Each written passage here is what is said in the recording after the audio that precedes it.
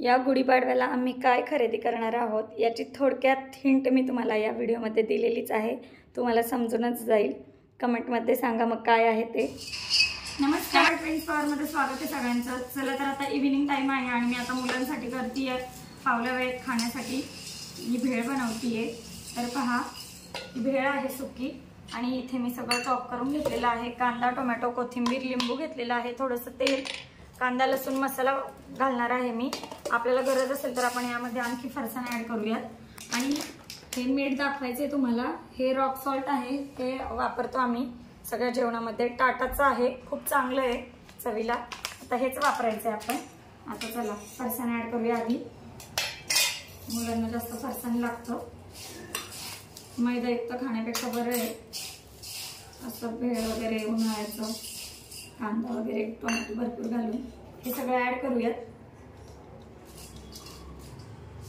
आपण याच्यामध्ये कैरी, चिंचेचं पाणी, बरंच काही काही घालू शकतो, वाफून मटकी। चला आता याच्यामध्ये मी कांदा लसूण मसाला घालतीये, थोडीशी स्पायसी पाहू शकता। आणि विशेष म्हणजे हे खायचं तेल घालायचं आहे, अर्धा चमचा आहे, म्हणजे अर्धा चमचाच असेल। आणि हे लिंबू आणि सगळ्यात शेवटी मीठ वापरायचं आहे आपल्याला। आणि शेवटी आपल्याला मीठ घालायचं आहे। तर पहा, हे रॉक सॉल्ट आहे, हे अशा पद्धतीत दिसतात, त्याचे क्रिस्टल पाहू शकता तुम्ही। चला आता मी थोडंसं याच्यामध्ये घालतीये आणि आपण हे सगळं मिक्स करून घेऊयात, म्हणजे आपली भेळ खाण्यासाठी डन।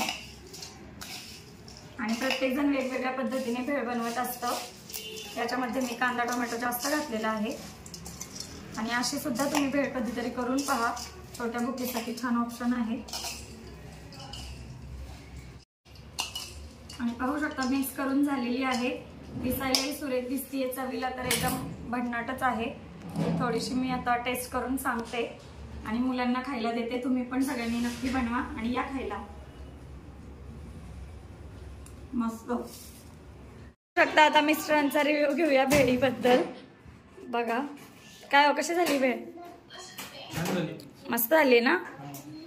तिखट आंबट आहे की नाही, सगळे फ्लेवर आहेत। आणि देवांश आमचा भेळ काय खात नाही, त्याला भेळ आवडत नाही। होणार आहे भेळ नाही ना आवडत तुला? पाणीपुरी द्या, बरोबर खाईल।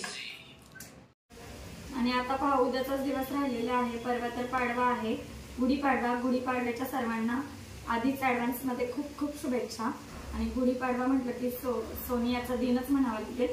सगळ्यांची म्हणजे कपडे खरेदी, कोणाचा उरूस असतो, कोणाची जत्रा असते आणि मुलांना विशेष म्हणजे सुट्ट्या लागलेल्या असतात स्कूलला, तर बऱ्याच जणांची खूप खूप शॉपिंग असते, सोन्याची म्हणू नका, कपड्यांची, गाडीची। तर आता या वर्षीच्या नवीन पाडव्याला तुम्ही सगळेजण काय काय खरेदी करणार आहात हे कमेंटमध्ये नक्की सांगा। आणि आम्ही सुद्धा काय खरेदी करू ते सुद्धा तुम्हाला व्हिडिओ थ्रू आम्ही नक्कीच दाखवू।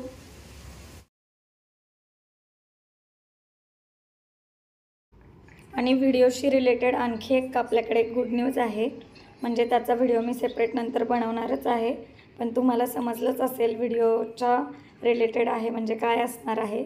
आणि हे सगळं तुमच्यामुळे शक्य झालेलं आहे, त्यामुळे आपल्या यूट्यूब फॅमिलीचे आणि यूट्यूबचे आणि आपल्या सगळ्यांचे खूप खूप व्ह्यूअर्सचे आभार।